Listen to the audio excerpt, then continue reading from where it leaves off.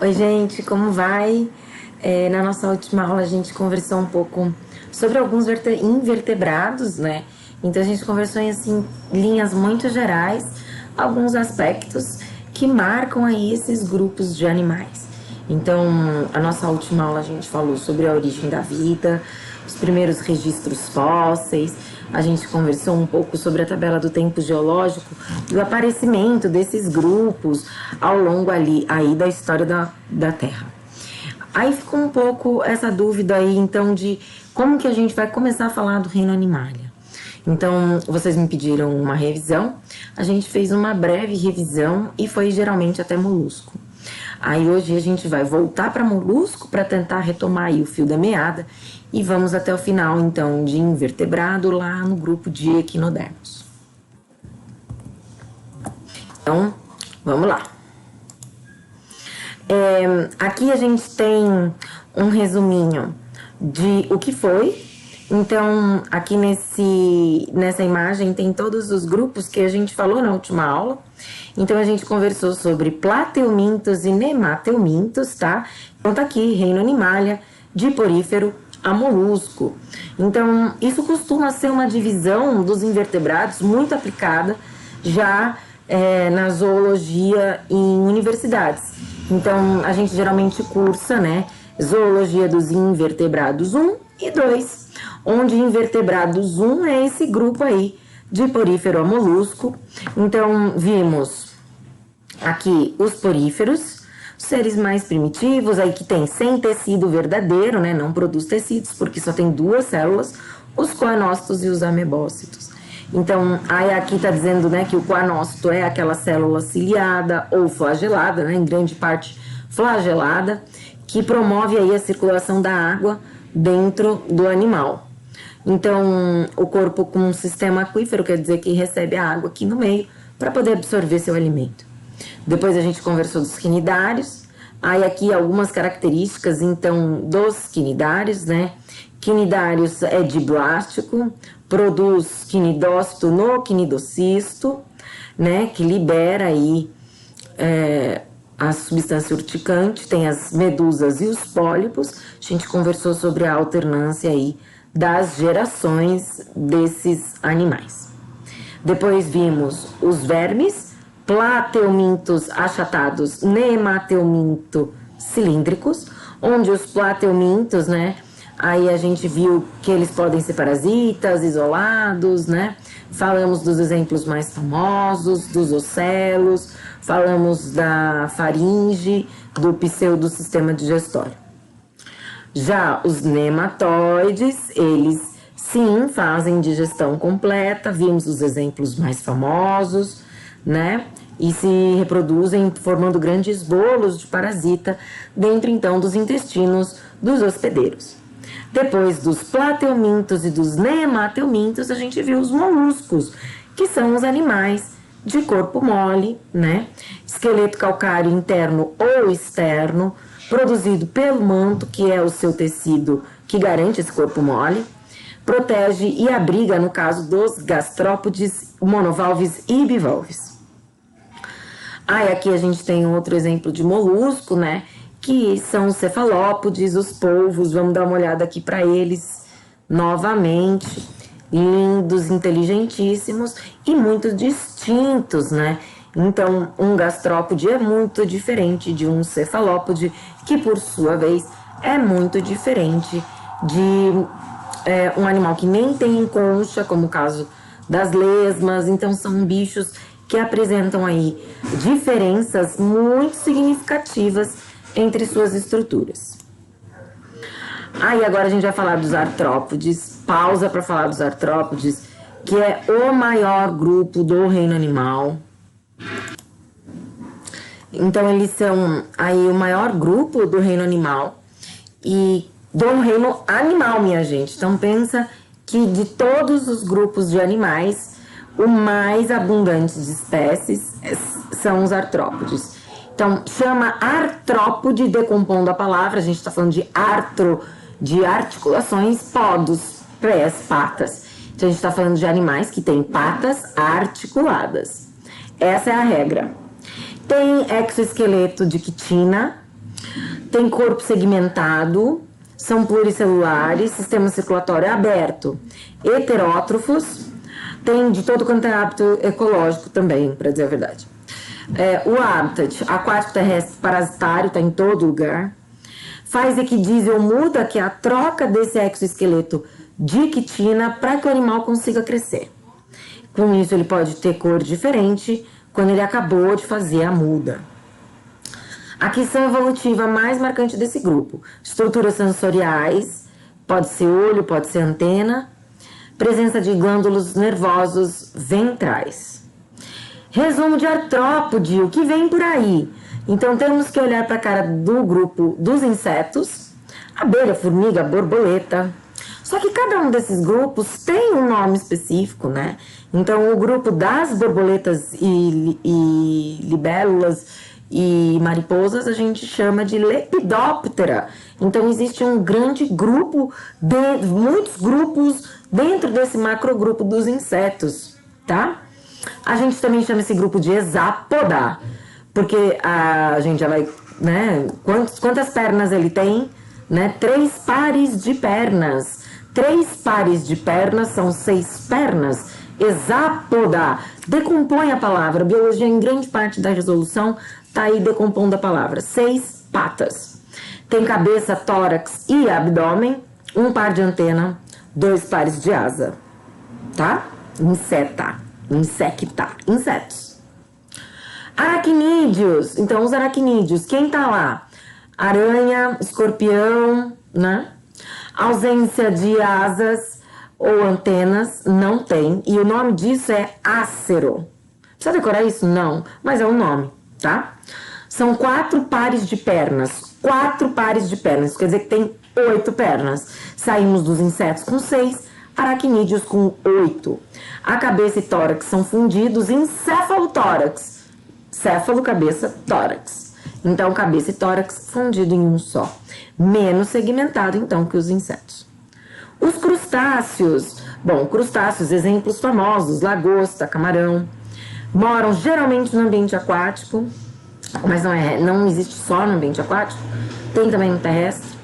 Número variado de apêndice, não tem regra. Mas tem 2 pares de antenas e 5 pares de pernas, em média. Vamos para os diplópodos. Os diplópodos são herbívoros e detritívoros. Detritívoro, tá errado aqui, não é dentrito, é detrito. Ausência de veneno. O corpo, isso é importante de marcar, tá? Diplópodo não tem veneno. O corpo é segmentado, tem 2 pares de perna por segmento. Bate ele pro quilópoda. Então se liga, a gente tava no diplópoda, 2 pares de perna por segmento. A gente vai olhar a cara do bichinho direitinho. Esse aqui não é venenoso. Eu não tenho que ter medo desse aqui. O quilópode, ele já tem o corpo mais achatado dorso ventralmente, não é tão cilíndrico quanto os diplópodos. Tem 1 par de antena, tem o tronco segmentado e tem 1 par de pata por segmento. É carnívoro, pode ser venenoso. Características: animais com patas articuladas, quitina, corpo segmentado, simetria bilateral, podem ser, são todos, triblásticos, celomados e protostômio. Eles fazem, tem metameria e o crescimento é descontínuo. Exemplos famosos dos aracnídeos. Então aqui está uma aranha, aqui está um escorpião. Aqui estão os crustáceos bonitinhos, né? Então, mesmo grupo, corpos totalmente diferentes quanto a eixo, quanto a organização, quanto a antena, percepção ambiental. Aqui, insetos, todos os insetos estão aqui? Lógico que não, né? Aqui a gente tem um exemplo de um coleóptero, por exemplo, de asas de couro, que são os besouros, né? E aqui a gente tem o famoso pernilongo. Aqui que a gente tem que olhar com cuidado. Lembra que a gente falou? Ah, olha aqui os quilópodes, né? E os diplópodes. Esse exemplo tá bem didático. Naquele outro slide, a gente consegue ver que pode ter animais realmente parecidos. E os equinodermos? Os equinodermos são, de todos os invertebrados, o que tem mais adaptações no sentido de quase um sistema circulatório, né, o sistema ambulacrário que a gente vai ver. Também tem animais bem diferentes, né, dentro de seus grupos. Então, veja, equinodermo quer dizer que tem espinhos no corpo. Então, todos os animais com espinhos no corpo estão aí dentro desse grupo. Mas a gente tem aqui um asteroide, né, bem marcadinho aqui, o asteroide famoso, né, uma estrela do mar. Aqui a gente tem um ouriço. E aqui, com mais detalhe, então, o sistema ambulacrário. Eu vou voltar aqui para ver que esse exemplo aqui desse espécime é maravilhoso para a gente conseguir enxergar o sistema ambulacrário, porque ele está todo aqui para ser visto, né? Então, o que é esse sistema ambulacrário? O sistema ambulacrário é o jeito que a gente chama desse sistema hidrostático que serve para se mexer, para se fixar, para pegar alimento, para levar o alimento para lá e para cá. E ele acaba contribuindo aí no transporte de gases dentro do animal e na excreção desse alimento já absorvido, né? Então, ele tem um canal radial. Se liga que nessa imagem a gente vê perfeitamente o canal radial, né? E aquele exemplo que a gente está vendo ali naquela foto, a gente consegue ver o estômago perfeito, a abertura do estômago perfeita aqui nessa foto. Então, esse aqui é um asteroide, né, um grupo dentro dos equinodermos, onde a gente está falando aqui de estrelas do mar, principalmente. Mais didático para ver o sistema ambulacrário. Então, ele serve como uma grande sucessões de canalículos, onde esses canalículos têm essa série de nomes, né? Então, ampola, pódio, ventosa. Precisa decorar? Não precisa decorar. Mas acho interessante de saber a função de cada um dessas estruturas. Então, não sei se você lembra, lá no Procurando Nemo, tinha uma personagem, Estrela do Mar, que ela ficava grudadinha assim no vidro do aquário. Quando ela mexia, a gente ouvia os barulhinhos de ventosa, dela soltando aquele vidro para conversar com os amigos do aquário. Não sei se você lembrou desse personagem, mas é para ilustrar aqui essa ventosa, que tá aqui na ponta do pezinho, então, né, na ponta desse equino, que serve para fazer essa adesão realmente do organismo no substrato, porque ele pode estar ora numa rocha, ora num substrato arenoso, né? E ele precisa de algum mecanismo que auxilie ele a manter seu eixo corporal, para que ele consiga absorver a comida. Se esse animal não tivesse essa estrutura, que serve também para fixação, o animal fica muito à mercê da maré e não consegue se fixar num substrato, porque é um animal bentônico do fundo. Então, se ele é bentônico, ele precisa de uma estrutura de sustentação para que ele consiga desenvolver suas funções vitais. No caso aí, disponibilizar o seu estômago para absorção e captura do alimento. Então, ele vai projetando essas patinhas para se locomover, tá? Então, a ampola faz tipo um estoque de água, o pódio estrutura para poder caminhar o animal. Então, sucessões desse sistema hidrostático é que faz com que esse animal se locomova, tá? Então, é um sistema super dinâmico que serve para diversas funções e é muito louco da gente pensar que ainda é um invertebrado, mas é um invertebrado com características altamente marcantes para seu grupo. Então, os espinhos na superfície corporal, né? Esse endoesqueleto. Então, eu não sei se você na praia já pegou outra asteroide não tão famosa quanto essa, que é a que a gente chama de bolacha do mar. A bolacha do mar, ela é redondinha e às vezes as pessoas pegam esses indivíduos mortos, quebram sua estrutura corporal para ficar com um endoesqueleto. O endoesqueleto da bolacha do mar tem essa cara de asteroide, essa estrelinha de 5 pontas que a gente costuma desenhar quando quer se referir a uma estrela. Então, é muito comum em praias de São Paulo a gente encontrar muito mais, que a gente tem uma fauna abundante de bolacha do mar, que é essa asteroide redondinha, onde tem sistema ambulacral, um monte de pezinhos que faz com que ela se movimente muito agilmente, né? Ela tem uma simetria que favorece aí o seu caminhar através desse sistema ambulacral e esse endoesqueleto calcáreo, bem importante e marcante para esses animais. O endoesqueleto deles é tão marcante que geralmente as pessoas comercializam esses restos mortais aí dos animais, que são aí esse endoesqueleto de calcário das asteroides. Geralmente isso tem muito para vender em feirinhas em locais litorâneos. Esse aqui é o pepino do mar, que é do mesmo grupo lá das asteroides, né? E dos ouriços, mas ele não tem nada a ver no ponto de vista estrutural, morfológico, né? É esse animal aí mais compridinho. Só para vocês saberem, o pepino do mar, esse pepino do mar aí não é muito a cara do nosso pepino do mar. O nosso pepino do mar tem a textura de pepino mesmo, tem a pele meio lisinha e os equinos não são tão marcantes, os espinhos não são tão marcantes como nessa espécie. Mas o que eu quero destacar para vocês é que é um animal. Todos os animais, né, do grupo dos equinodermos regeneram. Então, quando um animal come um pedaço da estrela do mar, desde que não comprometa seu esqueleto de calcário, ela consegue, né, regenerar facilmente. É muito comum um asteroide perder uma patinha e depois fazer outra patinha no lugar.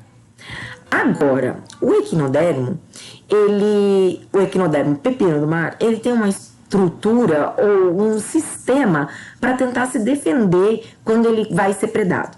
Então, vem um animal querer comer aí o pepino do mar não tem patinha para resistir a essa predação, não consegue sair correndo porque as patinhas de locomoção são muito pequenas. A gente viu aqui o pódio, né?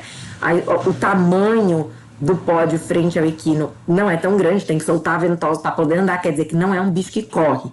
Como ele não é um bicho que consegue correr do indivíduo que vem comer ele, o que ele faz para sobreviver? Ele eviscera, ou seja, ele vomita as próprias vísceras para tentar parecer estragado. Então tá lá um peixe-papagaio comendo o equinodermo, aí ele eviscera, querendo dizer, estou estragado, você vai continuar a me comer? Aí o beijo papagaio tá comendo ele e fala, esse bicho aqui ficou de repente mole demais, apareceu as vísceras diferentes, esse bicho não tá legal. Para de comer ele tem capacidade então de regenerar e conseguir se recuperar dessa predação parcial. É uma adaptação evolutiva que fez com que os organismos se fixassem através de células que são as células tronco, que eles conseguem produzir a todo momento para fazer aí essa reparação tecidual tão rápida. Então ele produz essa célula de regeneração de uma forma muito rápida, com divisões celulares sucessivas. Para relembrar então todos os invertebrados da vida: porífero, quinidário, plateuminto, nemateuminto, molusco, anelídeo, artrópode, equinodermo. Todos eles aqui, eu já falei o resumo de todos até molusco, ficou faltando só acabar então os outros indivíduos. Então, o anelídeo, corpo segmentado em anéis, simetria bilateral, respiração é cutânea e branquial, excreção por metanefrídeos. Os artrópodes, então, têm patas articuladas, produzem muda para crescer, exoesqueleto de quitina, são crocantes, respiração é traqueal, a excreção é por túbulos de Malpighi. Os crustáceos têm cefalotórax e abdômen, os aracnídeos têm quelícera, que são as estruturas aí para poder fixar e pegar os alimentos. Os aracnídeos também têm uma estrutura que chama fiandeira para a produção das suas teias. Os equinodermos têm o corpo com espinhos, simetria bilateral, é tribático, celomado, tem um sistema ambulacrário e a digestão é extracorpórea. Bom, pessoal, eu sempre tento me manter próximo de 20 minutos para o vídeo não ficar tão extenso e vocês conseguirem assistir em uma aula. Agora, na próxima aula, a gente vai conversar um pouco sobre todos esses invertebrados e fazer exercício, porque desde semana passada a gente começou a revisar bicho, então tá na hora aí de fazer um pouco de exercício pra gente oxigenar aí as ideias. Eu espero que esse momento tenha sido produtivo para vocês. Peço desculpa aí pelos barulhos externos e estamos aí juntos em mais um ano dentro de biologia. Eu conto com a participação de vocês na videochamada depois dessa expositiva. Obrigada a todo mundo aí pela atenção. Não esqueçam de me procurar qualquer dúvida. Até a próxima. Tchau, tchau.